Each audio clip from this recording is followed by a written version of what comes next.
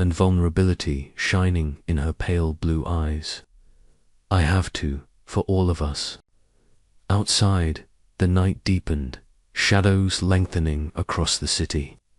Within the workshop's flickering lamplight, plans were made, alliances tested, and dreams of flight took their first fragile breath. But the path ahead was fraught with danger. As the rebellion's fractures surfaced, Alara and Kale knew that their love and their cause would be challenged in ways they had never imagined. Yet, in the quiet hum of ancient machines and the promise held within worn blueprints, a new hope stirred, a hope that could lift the city beyond its chains, soaring into a future rewritten by courage and defiance. As the chapter closes, Old Tome's voice rings clear. The sky is not the limit, it is the beginning. Alara and Kale exchange a glance, their shared resolve igniting a spark that neither caste nor conflict can extinguish. The heavy velvet curtains of the princess's chambers muffled the distant sounds of the floating city's ceaseless hum. Yet inside, Ilara's mind roared louder than the clanking gears below.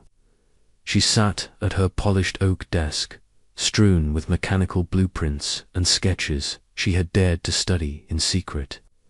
Her fingers traced the intricate lines of an ancient flying engine, a machine that seemed more myth than reality to most of her caste.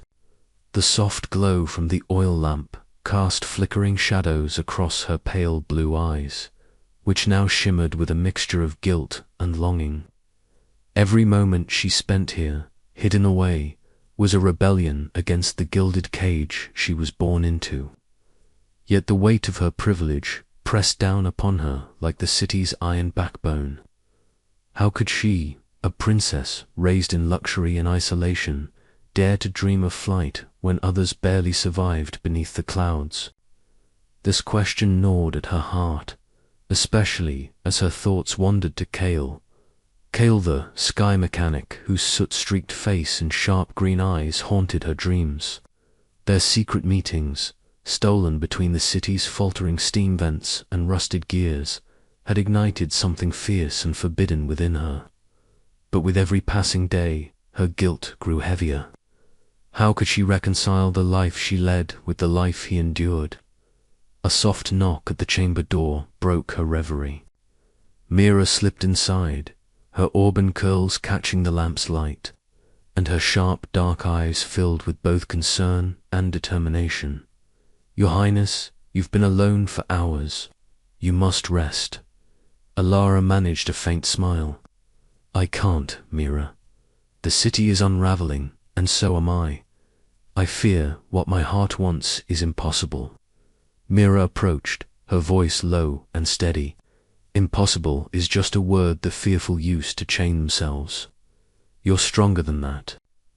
Their eyes met, and for a moment, the princess saw not just her handmaid but a fierce ally, a kindred spirit fighting her own battles. Myra's loyalty was unwavering, yet Alara sensed there were secrets Myra kept, close secrets that might change everything. Meanwhile, deep beneath the city's labyrinthine underbelly, Kale worked tirelessly in a dimly lit workshop. The scent of oil and burnt metal hung heavy in the air as his hands danced over fractured gears and worn pistons. The flickering lantern light caught the determined set of his jaw and the faint tremor in his fingers betraying his inner turmoil. Beside him, Jorin, his closest friend and fellow mechanic, crossed his broad arms, watching with a mixture of skepticism and concern. "You trust her too much, Kale," Jorin said quietly, eyes flickering with warning. "A princess's world is built on lies and control. If the others find out about your alliance, there'll be no forgiveness." Kale's sharp green eyes met Jorin's. "I trust her because she wants to change this city. Not because she's royalty, but because she's brave enough to fight." Jorin's gaze softened, but doubt lingered in the air like the ever-present steam. The rebellion's ranks were fracturing under the weight of suspicion, and Kale's connection to Alara, made him vulnerable in ways he never expected. Elsewhere, under the cloak of night in a concealed courtyard, Myra's world unfolded in secret. Her lithe form moved with practiced grace, each strike and parry honed through countless hours of clandestine training. The rhythmic clash of wooden swords echoed softly, blending with the rustle of leaves, stirred by a gentle breeze. In the shadows, a figure watched someone forbidden by caste and circumstance. Whispered words of affection passed between them, their forbidden romance a fragile spark amidst the brewing storm. Mira's heart pounded with the fierce hope that love could survive even in the darkest corners of their divided city. Back on the rooftop, where the city's iron bones met the endless sky, Ilara and Kale found a rare moment of peace. The sun dipped below the horizon, painting the clouds in hues of orange and violet. Their breaths mingled in the cool air, and for once, the barriers of caste and expectation seemed to dissolve. "Do you believe we can change this city?" Ilara asked, her voice barely above a whisper. Kale reached out, brushing a stray silver lock from her face. "I believe we have too, for all those who dare to dream of flight." But beneath their tender exchange lay the heavy truth. Their love was a beacon in the dark, but it also exposed them to dangers from every side. The rebellion's fragile unity was tested by distrust, and the weight of their choices threatened to crush them both. As the night deepened, Ilara's fingers tightened around the worn blueprint before her. "No matter the cost," she vowed quietly, "we will fight for a future where no one is chained by birth or fear." The city held its breath, suspended between the past and the promise of freedom. And in that suspended moment, two hearts beat fiercely against the tide of destiny. But the battle ahead would demand more than courage. It would require sacrifice, trust, and a love strong enough to shatter the chains of caste forever. The clock ticked closer to dawn, and with it, the storm of change gathered strength. The corridor stretched out like a narrow vein beneath the grandiosity of the royal archives, its shadows thick and swallowing. Princess Ilara moved with a grace born of countless hours of silent rebellion, her silver hair tucked beneath the dark hood pulled low over her face. The cold stone walls pressed in, the faint scent of mildew and parchment filling the stale air as she stepped lightly, every footfall muffled by soft-soled slippers. Her pulse thrummed in her ears louder than the distant clinking of armor. Captain Selwyn's patrol was close. Ilara pressed herself against the wall, heart hammering as the shadows flickered with the gas lamp's unsteady glow. The faint echo of footsteps approached, and she held her breath, willing herself to be invisible. When the patrol passed, voices low and gruff, she exhaled, every muscle tense but still. The risk of discovery was no longer just a threat. It was a looming certainty if she made a single misstep. Meanwhile, in the depths of the lower city, Kale crouched behind a towering pile of rusted gears and broken machinery. His soot-streaked face glistened with sweat, and his dark hair clung damply to his forehead. The sharp metallic temps of grease, mixed with the acrid scent of burning coal, permeated the cramped workshop. Outside, the rhythmic clatter of Captain Selwyn's guards echoed ominously, growing nearer with every heartbeat.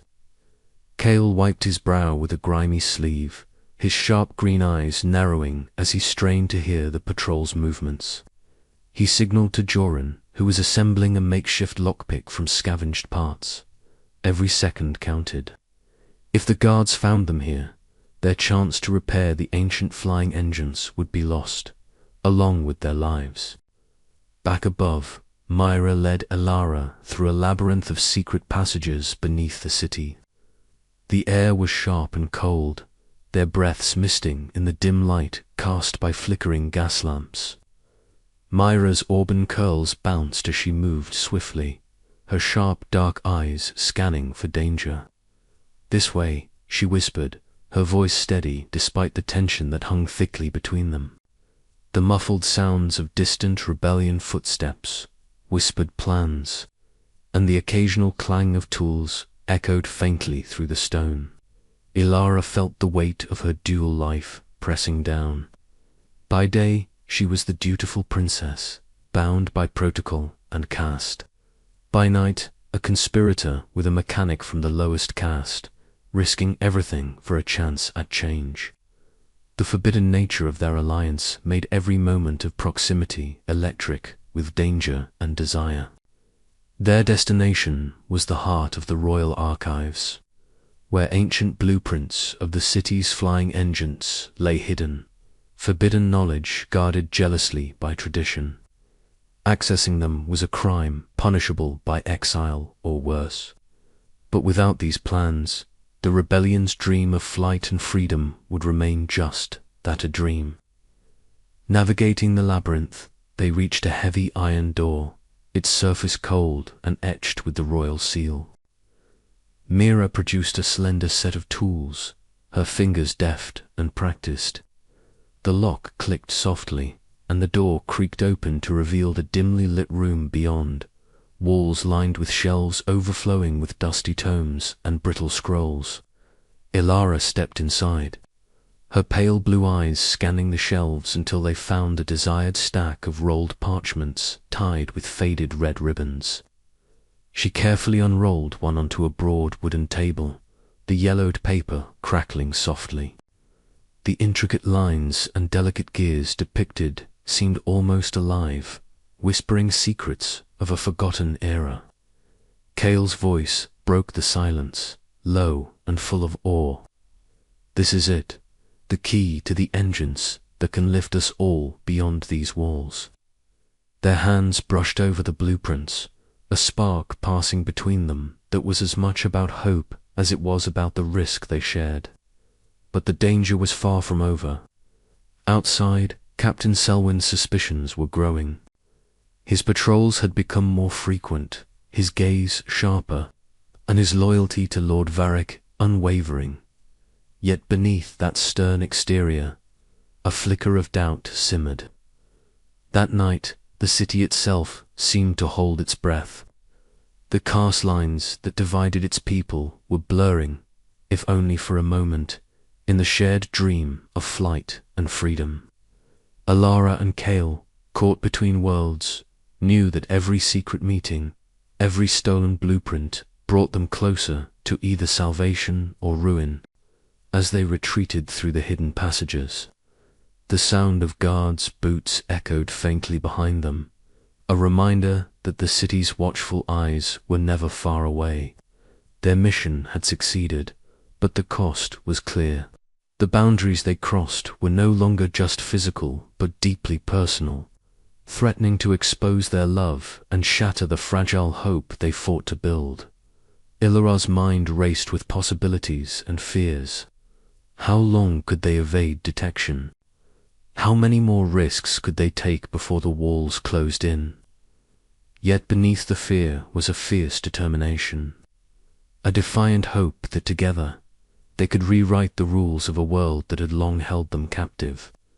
As dawn crept over the horizon, painting the floating city in hues of gold and rose, Ilara and Kale parted with a silent promise to keep fighting, to keep dreaming, and to keep crossing the boundaries that sought to keep them apart.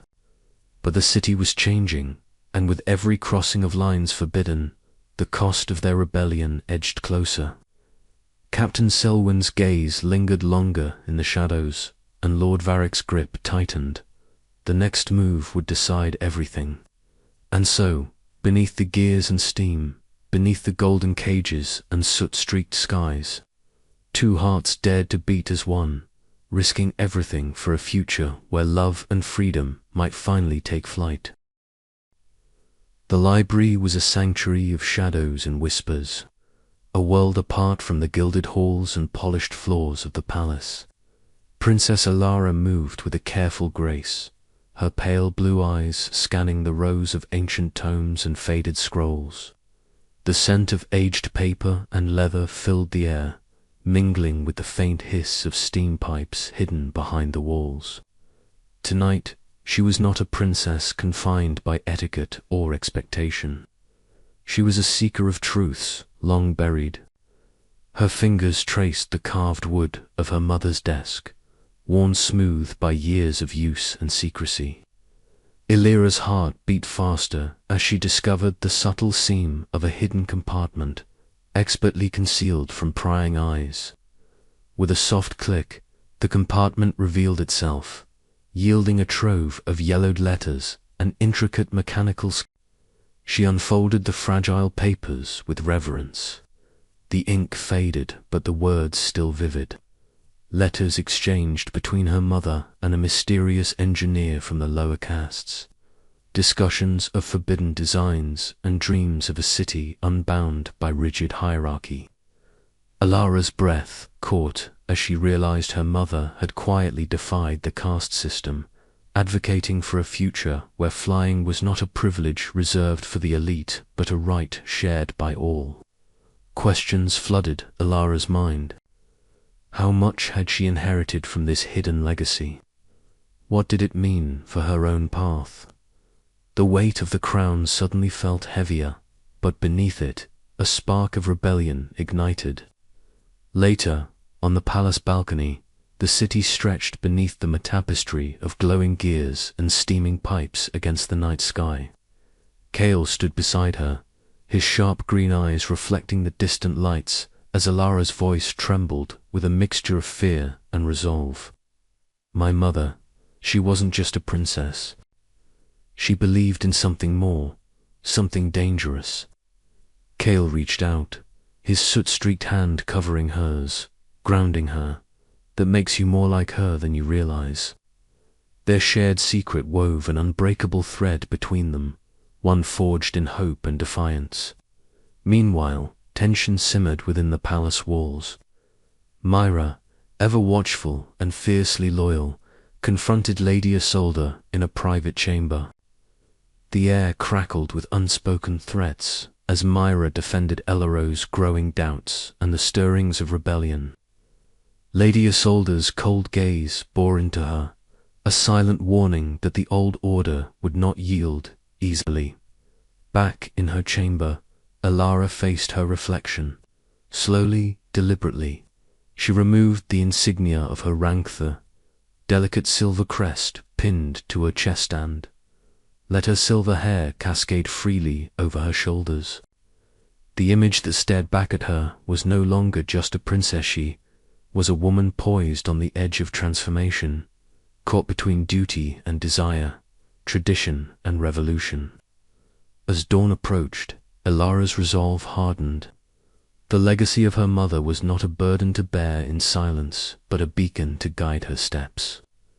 The path ahead was fraught with danger, but with Kale beside her and the truth to fuel their cause, she was ready to challenge the world that sought to keep them apart. And somewhere deep within the city's iron heart, the ancient engines waited primed for a new flight, a new era. But would the city be ready to rise with them, or would the weight of legacy crush their dreams before they could take wing? The question hung heavy in the air, as palpable as the steam that billowed around the floating city, whispering promises of change and the cost it demanded. The underground workshop buzzed with quiet energy. Flickering gas lamps cast long shadows over the sprawling map that lay across the heavy oak table, its surface etched with the intricate layout of the floating city. Gears, steam vents, and ancient engines were marked meticulously in charcoal and ink, each a potential point of leverage or failure. Kale stood at the head of the table, pointing out the critical mechanical hubs that powered the city's delicate equilibrium. His green eyes glinted as he explained the plan, voice low but fervent. Around him, the rebellion's core members listened intently, their faces a mix of grit and hope. The city's core engines run on a delicate balance, Kale said, tracing a line from the northern gearworks to the steam vents that lined the lower districts. If we can disrupt the flow at these points simultaneously, we force the council to the negotiating table. They'll have no choice but to listen. Jorin, stocky and broad-shouldered, with a perpetually oil-stained shirt, nodded cautiously. The risk is immense. If we're caught, it's death. But if we succeed, we break the chains that have bound us for centuries. Ilara sat quietly, a silhouette of silver hair against the dim light. Cloaked in a dark fabric to mask her royal identity, her pale blue eyes were fixed on the map, absorbing every detail. The rebellion was no longer just a distant hope. It was a tangible reality she was now part of. The weight of her decision pressed down on her, but beneath it stirred a fierce determination to see this through. Later, in the shadowed corridors of the palace, Ilara moved swiftly yet silently, clutching a fragile bundle of forbidden blueprints close to her chest. The intricate mechanical diagrams her secret mentor, Old Tom, had entrusted to her were the key to understanding the city's ancient engines. Every step echoed softly against the stone walls, her heart thundering louder than her footsteps. If this gets out, she whispered to herself, the words barely audible. But there was no turning back now. She was ready to risk everything for the chance to ignite change. Meanwhile, on a rooftop overlooking the sprawling cityscape bathed in twilight, Joran sat alone. His jaw tightened as memories surged unbidden, his parents lost in a factory accident, caused by the city's neglect and caste-driven disregard. The bitter taste of revenge warred within him against the fragile hope that Ilara and Kale represented. This has to be more than just vengeance, he muttered, watching the gears turn beneath the glowing lanterns of the lower districts. It has to be real change.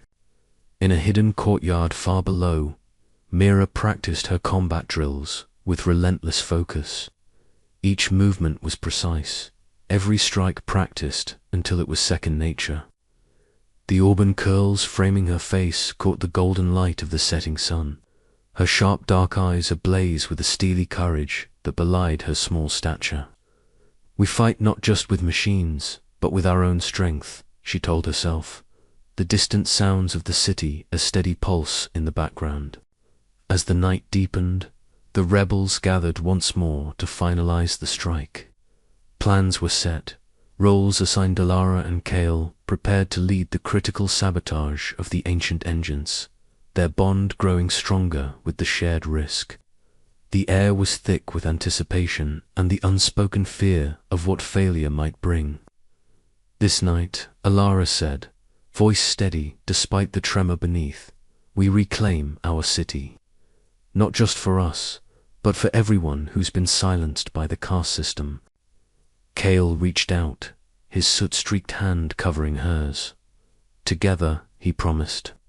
The coordinated strike was no longer a hope, it was a looming storm. And beneath the city's ticking gears and hissing steam, hearts beat in defiant unison, ready to rewrite the future. But the question lingered in the shadows. Would their daring gamble shatter the city's fragile balance or finally set it free? The night held its breath, waiting. As the first whispers of dawn crept over the horizon, Ilara glanced toward the western sky, silver strands catching the early light. She knew the path ahead was fraught with peril, but in her chest a fierce flame burned brighter than ever. The engines of change were set in motion, and there was no turning back. The day began with the low hum of the city's ever-turning gears, a constant reminder of the vast machine that kept their world afloat. In the bustling corridors of the lower markets, Mira moved like a shadow, her auburn curls tucked beneath a faded scarf. The scent of fresh bread mingled with the metallic temps of the workshop fumes, and vendors shouted over the din, vying for attention. Myra's sharp eyes scanned the crowd, searching for the artisan who had promised information vital to the rebellion's next step.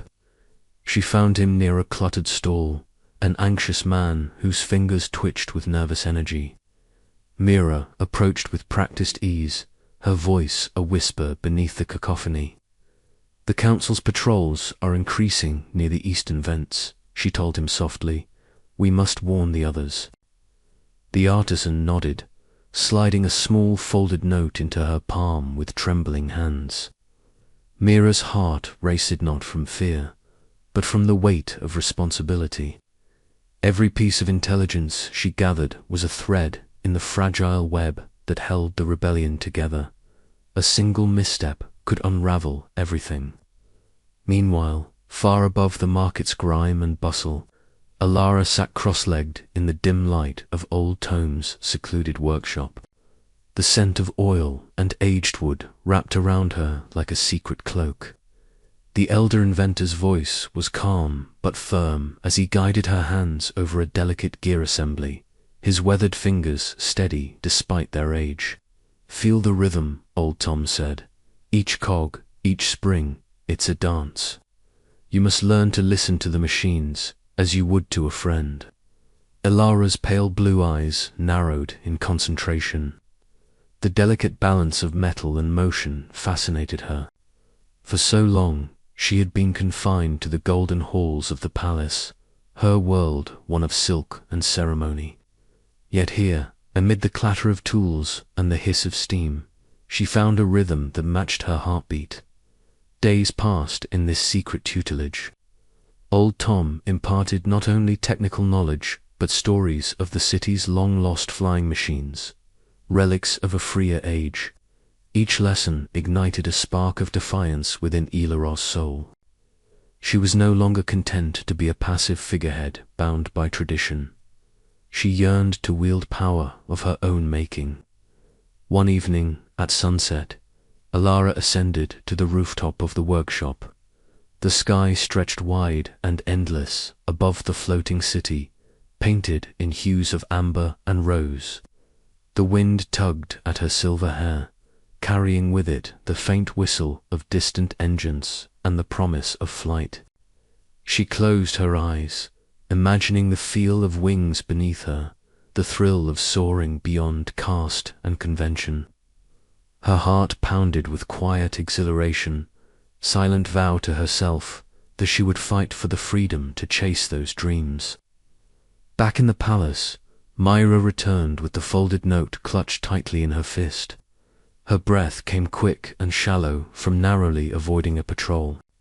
She slipped into the shadowed corridors, her footsteps muffled by thick rugs and the distant echo of laughter from a royal feast. In the solitude of Elara's chambers, Myra handed the note to her mistress. The princess's eyes flicked over the words, her expression hardening with resolve. The rebellion's window to act was narrowing, and every moment counted.